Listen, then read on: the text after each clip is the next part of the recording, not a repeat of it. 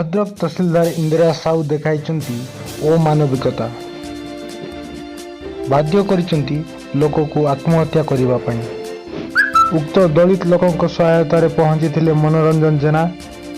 एवं तांको साथी। दलित आदिवासी मानकु 60,000 ऊर्ध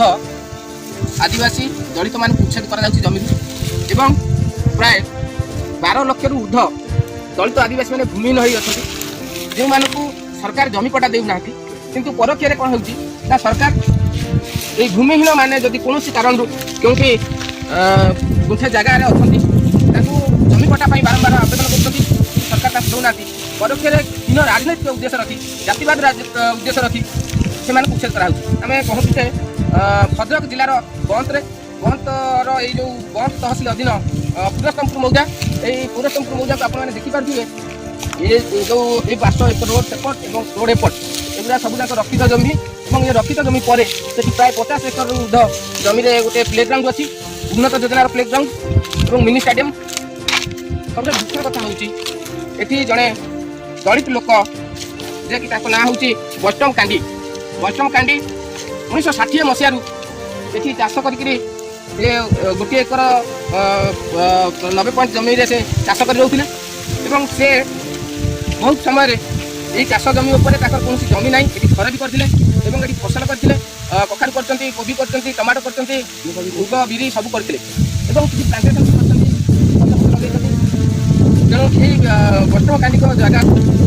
हीन राजनीतिक उद्देश्य रखी तहसिल प्रशासन राजनीतिक नेता हाथ मारी से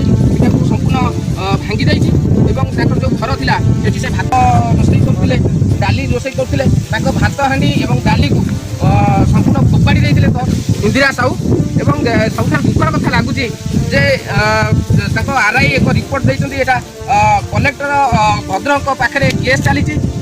हाईकोर्ट भी निर्देश देते तुरंत सेटलमेंट करा जाऊ एवं दुखर विषय तो से घर को कोई बर्बरचित भाव ये जेसीबी लगे सामान्य गोटे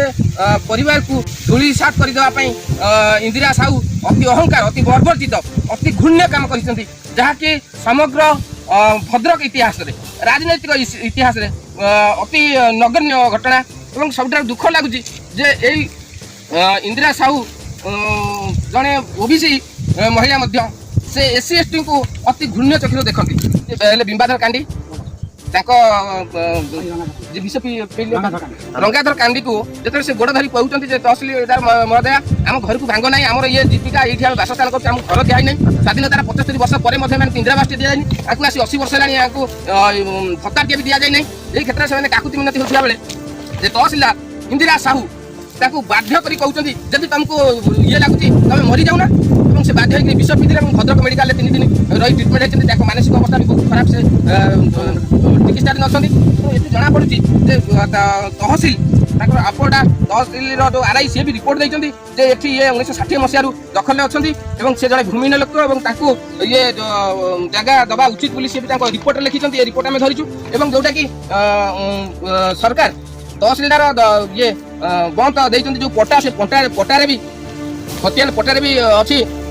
वैष्णव कांडी दखल अच्छी बोली ये भी पट्टा आम देखा और ये नक्शा देखिए ये नक्शाटा हूँ जो 91 प्लट से अच्छा 91 प्लट हूँ रक्षित और पाखक जो जमी अच्छी से पाखापाखि 50 एकड़ जगह से जगह को तहसिलदार हाथ मारी पारना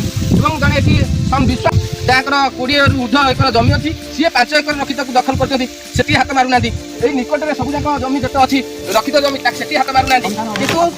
जड़े दलित परिवार को अति अतर्कित भाव दिन 2 पर मध्याह्न भोजन समय तार भात हांडी को फोपाड़ी देले तार आसवाबपत्र को बेआईन भाव नहीं पड़े और जबरदस्त घर को भांगी दि जाए ये भद्रक रही चित्र गोटे जस्ट बंतर 1 किलोमीटर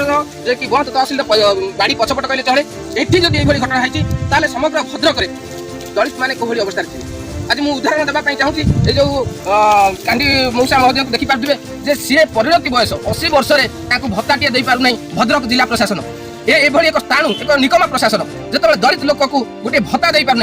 जो बीपीएल थी से इंदिरा आवास घर ठार आरंभ कर विजु पक्का घर ठार आरंभ कर मो कुड़िया पर्यटन जिते योजना होती प्रधानमंत्री आवास पर्यटन कौन सामिल करा से बचार राह जो कुड़िया करते कुड़िया आक्रमण कर बर्बरतार अति चरम सीमा से ଆମେ ଆମ୍ବେଦକର ଲୋହିଆ ବିଚାର ମଞ୍ଚ ତରଫରୁ ଏବଂ ବିଭିନ୍ନ ଦଳିତ ସଂଗଠନରୁ ଆସିକି ଏଠି ପହଞ୍ଚନ୍ତି ଆମେ ପ୍ରଶାସନକୁ ଚେତାବନୀ ଦେଉଛୁ ଯେ ତୁରନ୍ତ ତାଙ୍କୁ ସେଟଲମେଣ୍ଟ କରାଯାଉ, ତାଙ୍କୁ ଘର ଦିଆଯାଉ, ଭତ୍ତା ଦିଆଯାଉ। ତା ସହିତ ଇଏ ତହସିଲଦାର ଯେଉଁଭଳି ଦଳିତ ଲୋକଙ୍କୁ ଆତ୍ମହତ୍ୟା କରିବା ପାଇଁ ବାଇ ଫୋର୍ସ କଲେ, ମେଣ୍ଟାଲ ଟର୍ଚର କରିଛନ୍ତି ଏବଂ ଯେପରି ଭାବରେ